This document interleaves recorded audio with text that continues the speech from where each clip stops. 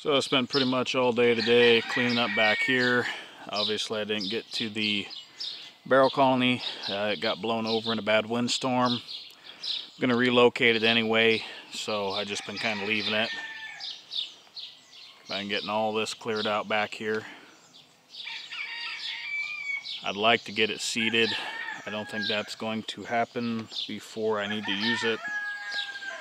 So I'll have to seed it in sections instead of seeding it all at once. But I got one big brush pile down here, and I'm gonna put that through a wood chipper as much as possible. I got another one back there. That's mostly bigger stuff that's gonna get burned. So, been real busy with the birds. Carolina has taken a job that's taken up a lot of her time, so I've been picking up a lot of the work around here with the garden and the birds that she used to do.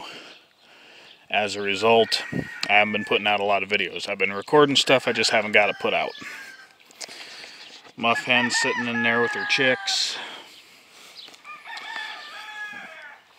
The A seals failed to produce again this year, so they're leaving. I'm going to someone who's got more skill with them than I do. It's one of the half round heads with her chicks, her first batch of chicks she's ever hatched.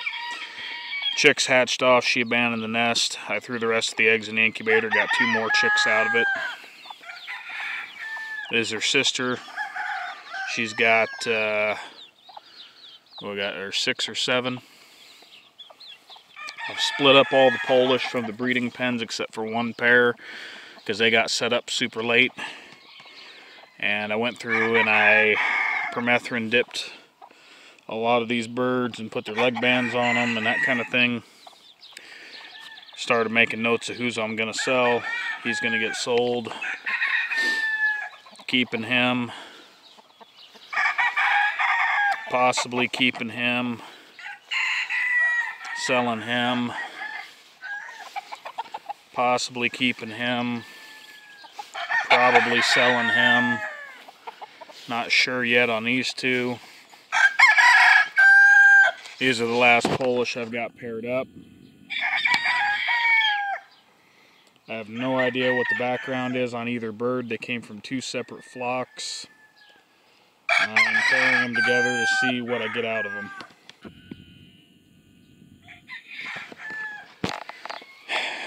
This old boy here, I'm either going to just retire him or get rid of him. I'd hate to just flat out sell him, but he's done all he can do for the breeding program.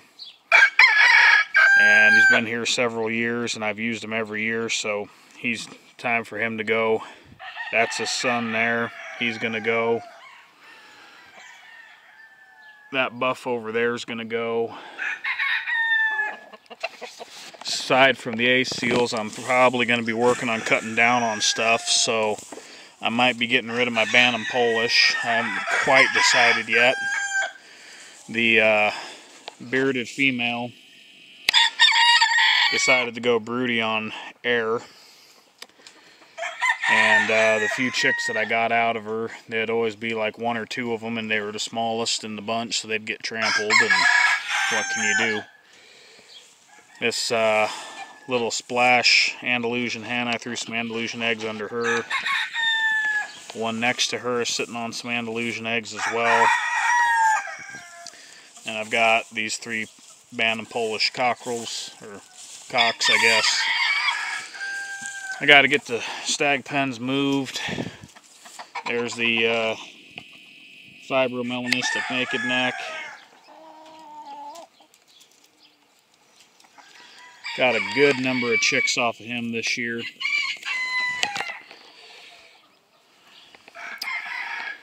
I still got to get my windows cut into the sides of the shed here.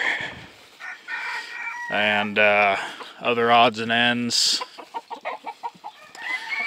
As long as it gets done before winter, that's all I care about. So, there's my white-crested cuckoos. My plan was to sell eggs out of them this year. That never happened. So I'd gather the eggs every week, and then I'd not get around to advertising them, so I just hatched them. So I have white-crested cuckoos for sale, but yeah, I didn't get the eggs sent out like I was hoping to. Same situation on these next two pens. I had birds in there that I was trying to get eggs from. That's a bearded buff lace pen. There's a non-bearded buff for my project.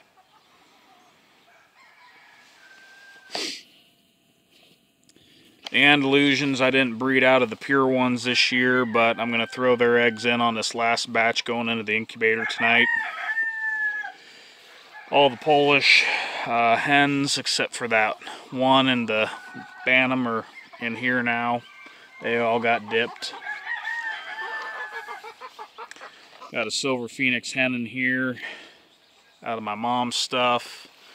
There's a bunch of random pigeons in this pen too.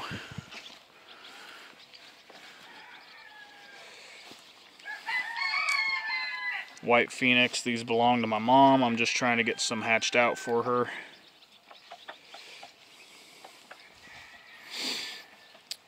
Silver phoenix that belong to my mom.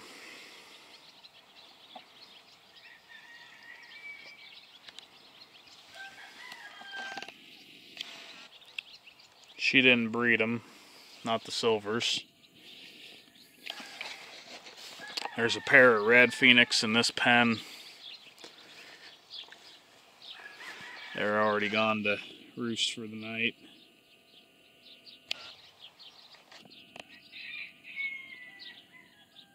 So aside from not getting eggs advertised and hatched, or advertised and shipped out, basically I'm just not gonna send eggs out. I know I was talking to some people about eggs, and I haven't been getting back to you, and that's part of the reason why I decided I'm just not going to do the egg thing, is I'm just not in a position to deliver in a timely fashion.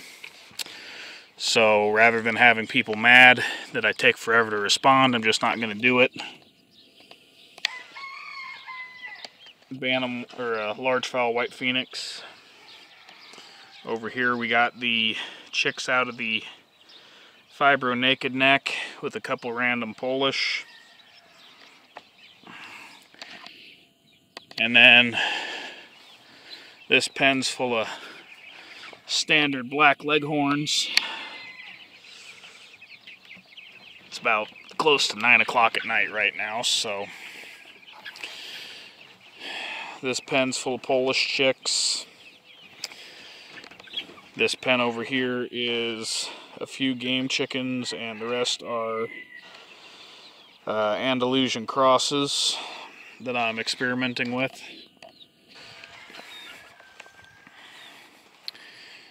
And then this pen over here is also Polish.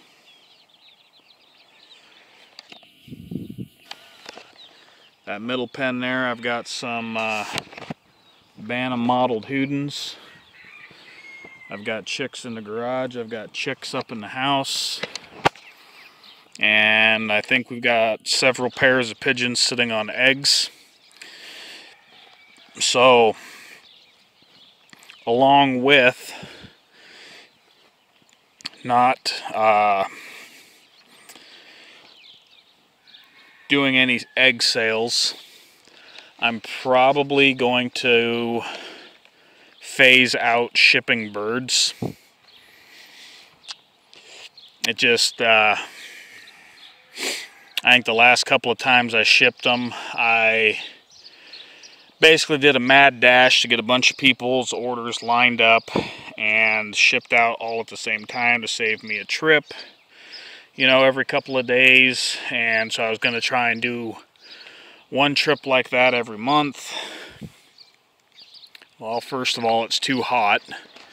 Second of all, you're trying to line up what works with multiple people for their work schedules, to have the birds come this week instead of that week, and that kind of thing. And the other big thing is it's getting real expensive. But the main thing that's got me thinking I'm going to quit doing that is the shipping itself. It should take 3 days. Send them out Monday, you should get them by Wednesday. But more and more frequently, shipping out and shipping in, it's taking an extra day. And I don't want to risk birds getting stuck somewhere, you know, and having birds show up dead on arrival. Not only that, but then you get people that want their shipping refunded from the post office, and then that's an extra trip to go back to the post office and put in a claim and talk to them people. And the last birds that came in, they actually did a really good job of documenting the birds as they moved through the system. But I think why it's taking an extra day, the golden pheasant there is heavily in molt.